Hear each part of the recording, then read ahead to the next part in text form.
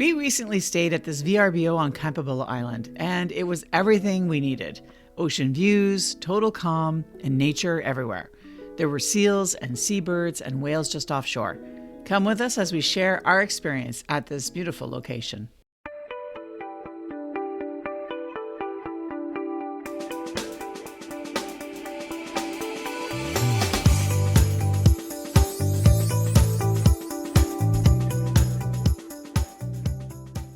Welcome to the Starfish Cottage. This cottage is 3 bedrooms, 1 bath, can sleep up to 8 people, and is about 1,200 square feet in size. This cottage is about a 5-minute drive from the Head Harbor Lighthouse, which is the famous Campobello Red Cross Lighthouse. Check-in is after 4 o'clock and check-out is at 10 o'clock in the morning. This cottage is dog-friendly for 1 dog under 50 pounds. Let's head inside. All right, welcome to our Airbnb, or our VRBO rather. As we enter into the cottage, let me tell you that the one thing that really struck me was the amount of artwork or articles or historical pieces from newspapers that were on the walls that decorated the entire cottage. The front closet was for utilities. Now we're entering into the very basic bathroom. Now there was only 1 bathroom, which when you're 6 people in a house can be a bit of a challenge to coordinate using. And as you can see, it's pretty small, not a lot of room to actually store things. So we ended up having to create spaces in our bedrooms for things like toothbrushes and such. But it did the job for the time that we were here. As we head into the main bedroom, you'll notice there are many, many windows, which was really great on those warmer nights because then we could get those sea breezes going through the room. This bedroom was connected to the 3-season screened-in porch, which, was great because it allowed for a lot of air at night. And although we didn't use this fireplace, I could see this being a real benefit on those cooler nights. Again, a shot of the artwork that we could find throughout this cottage. I personally enjoyed all of the nautical nods in this cottage. Everything from the lamps to the choice of linens to the coasters. I enjoyed it all. I thought it really added to the ambiance of this location. Heading into the 3-season porch to show you what this looks like. This was a very comfortable space. And I can tell you we spent a lot of time here, and having that fan on the ceiling was really helpful on those warmer days. But I can tell you, having a place to hide from the bugs and still enjoy the fresh air of the ocean and being able to see the boats go by, this was what made this cottage the best. Well, I mean, besides the views, that's obvious, of course. Heading back into the cottage now, notice the floors. These are vinyl floors, vinyl planking, smart choice, easy to keep clean, warm on the feet. Then we have a bunk bed situation going on here. This is cute. And I really love, look at this. So we have like this little window here to kind of bring the air in. It's neat. Get a cross breeze in that way. I like that. Oh, that's a nice touch.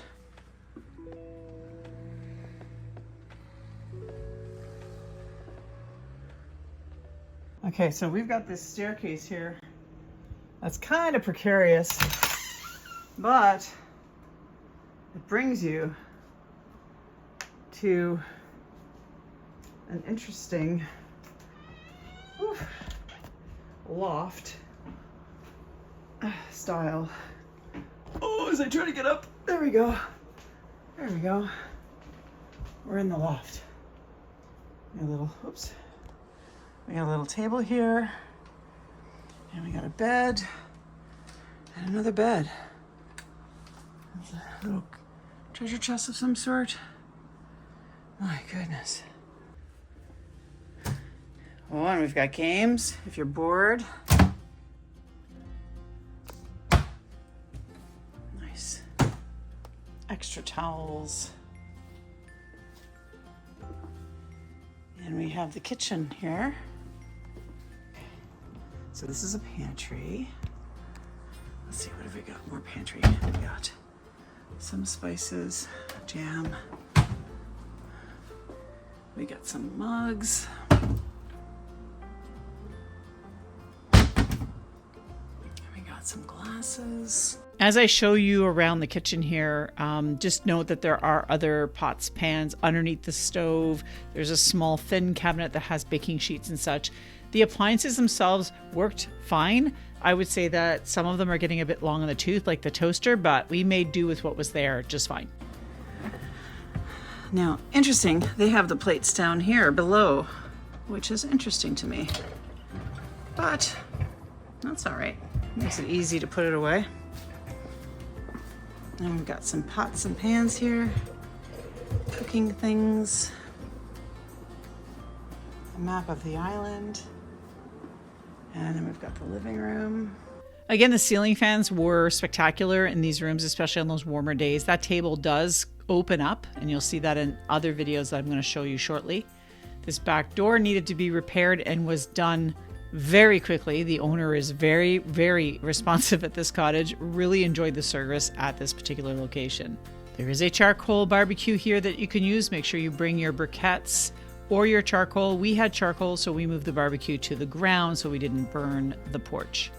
We took a look around the property when we first got here, and as you can see, it's a pretty good sized property. We've got a nice hammock there to relax in. That outdoor patio or deck we were on every morning. We made our way to the platform to take a look. This platform is kind of within a bunch of wildflowers, and that generally could be okay, but I have to tell you that we rarely use this spot. I think it's an underutilized spot because when you sit in those chairs on this platform, you kind of feel like you're just in a bunch of trees or plants. You don't really see the water when you're sitting in the same way. So we spent a lot more time in the upper deck so that we could oversee the water and kind of keep our eyes out for whales and such. While there is internet at this location, it can be a bit spotty in bad weather or in foggy conditions. But really what was really cool is because there was puzzles and games on site, we were able to do that. And it was kind of fun as a family to puzzle again. It's been so long since we've done that. So we played games and we enjoyed each other in the evenings. The best part of this cottage is the back deck and that screened-in porch. Here's a bit of that ambiance for you just to enjoy.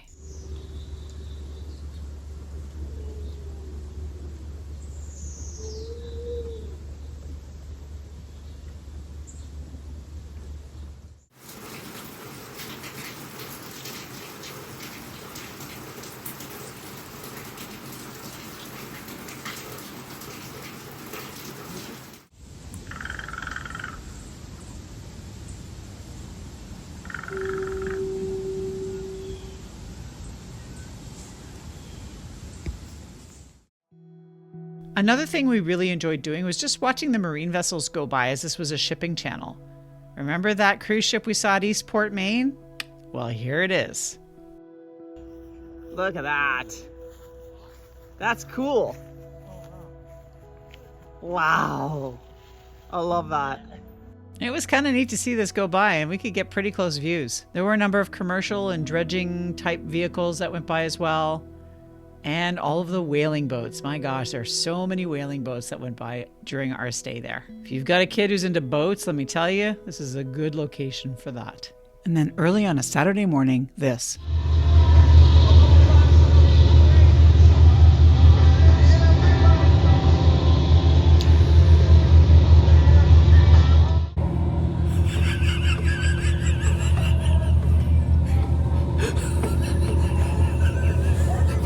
For context, folks, it's like 7:30 in the morning.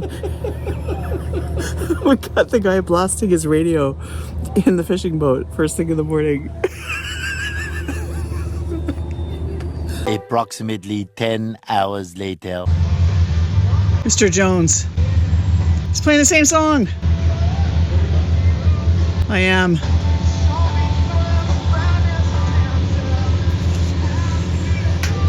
Mr. Jones.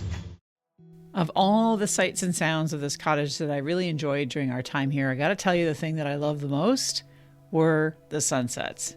They were spectacular.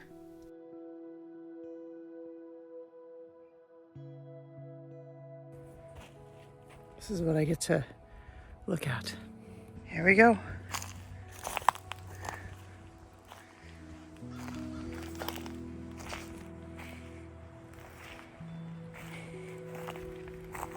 This cottage has this really cute viewpoint here. You can look out real far out here. It heads over to the Campobello lighthouse up here. And then it's beautiful views from here. Listen to the seagulls,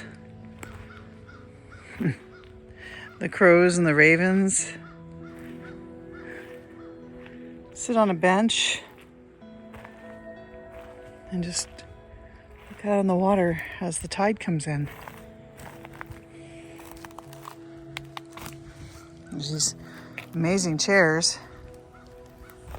that you can set up. And these gorgeous views. This is your reminder to bring your binoculars when you come to this location because you can see wildlife. In fact, I saw minke whales swimming down these very waters. Here are more thoughts from me as I sat here and reflected. Hey, I figured while I'm out on this beautiful point here, which is part of the cottage that I'm at in Campobello, I thought I would take a moment to kind of talk about this location. If you've never been to Campobello Island, as I've never been, in New Brunswick, Canada, it's very picturesque. It is probably the closest to reminding me of being out in British Columbia as anything I've seen in the East Coast so far. And of course, I've just started my East Coast travels these last couple of years. But New Brunswick, if you've never been to New Brunswick, it's breathtakingly beautiful. So if you've never been out here, I suggest you find time to book a space, book a cottage, and get your ass out here because it's gorgeous. I'm going to say that this house that we're at is pretty well appointed, although there are, some dishes and such that are a little bit on the older side. Toasters kind of finicky, that kind of thing, but you can't beat the location. The views are spectacular. So whether you're sitting on the porch first thing in the morning and watching the osprey feed right out of this bay here, they come and catch fish. You get to see them fly off with the fish in their talons. It's pretty amazing. Or you get to see some eagles, some bald eagles out here doing the same thing, watching the fish jump, and then seeing a harbor seal or a gray seal, depending on the day, doing their thing in the water. And of course, watching the tide come up and down anywhere from 15 to 20 feet in a day at this location. It's pretty spectacular to watch and to see. So if you've never been out here, I highly recommend it. Campobello Island has a lot of paths, walking paths. It has the Roosevelt, which we're all going to do separate videos on all those different locations that we went to. But there's a number of really great places you can go and explore, go for walks. Everything is fairly easy. I wouldn't say it's all accessible, but it's definitely not something that's particularly hard for many people. There's a few things as we go through the various different pieces of what we've experienced here. You'll get a sense of what is easier and what's not so easy. But I really have enjoyed my time and my stay here. A few things about Campobello Island that I really think you need to know. First off, it is land bordered through the U.S. in Maine, at Lubec, Maine. So if you don't want to cross the border, if you're Canadian, given political tensions or what have you, you just don't want to, there are ferries that can take you to the island, and that's how we got here. And there'll be videos on that as well in the playlist for this trip. And joined by my husband. Hello. As I finish my little commentary here, just a little note to say that Campobello Island does not have a gas station. I found that out when we were on the island for about a half a week. Not a big deal. If you don't want to cross the border into Maine to fill up, just make sure that when you get on those ferries in New Brunswick that you have a full tank of gas. This island's not very big, so chances are you're not going to use your whole tank. In fact, I've been here for 6 days now, Ralph, something like that. And we've only used half a tank of gas. You really don't need air conditioning. The breezes coming off the water are fairly cool. You can just roll down your windows and go old-fashioned style in the vehicle, save some fuel, and just enjoy the smells of the sea salt air. But yeah, there is no gas station on the island, like at all. There's no coffee shop either, per se. Make sure if you've got a favorite brew that you want to take with you, bring it with you to the island. Maybe do some groceries before you actually head over to the island if you don't want to cross the border in Maine.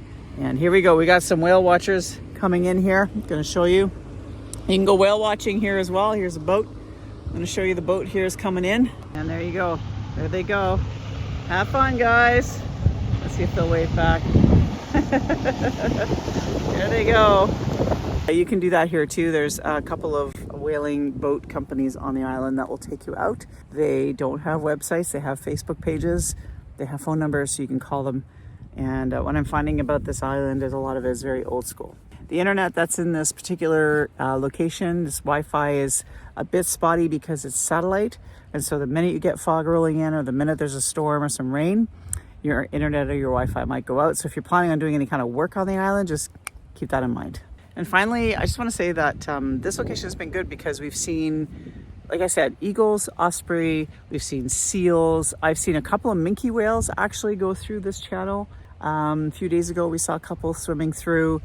No humpbacks here. I don't know. I think it's because the waters aren't deep enough here, maybe. I don't know. This is a bit of a busy channel. I've not seen any humpbacks, but we've seen minkies. Porpoise, lots of little porpoise. That's about it, really. The birds of prey are actually really neat. And there's an app that we've been using. Okay, I had to double check. It's called Merlin ID, and it's from the Cornell Institute.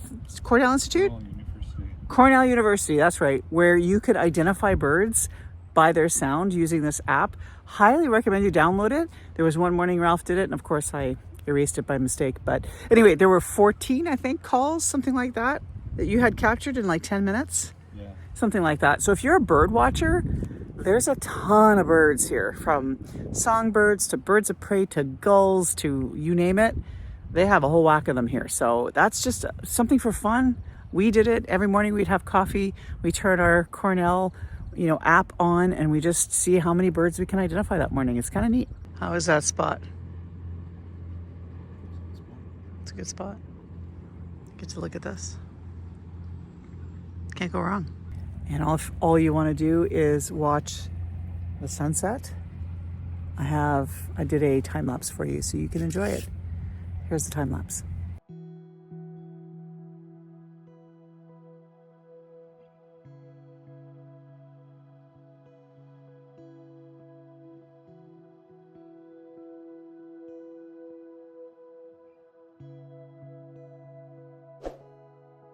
Well, if you're craving a reset or just want somewhere that feels wild and peaceful at the same time, Campobello Island might just be your spot. Don't forget to like and subscribe if you want more content like this. We have a playlist for you to watch. Just click on the playlist for the rest of the content, and we'll see you on the next adventure.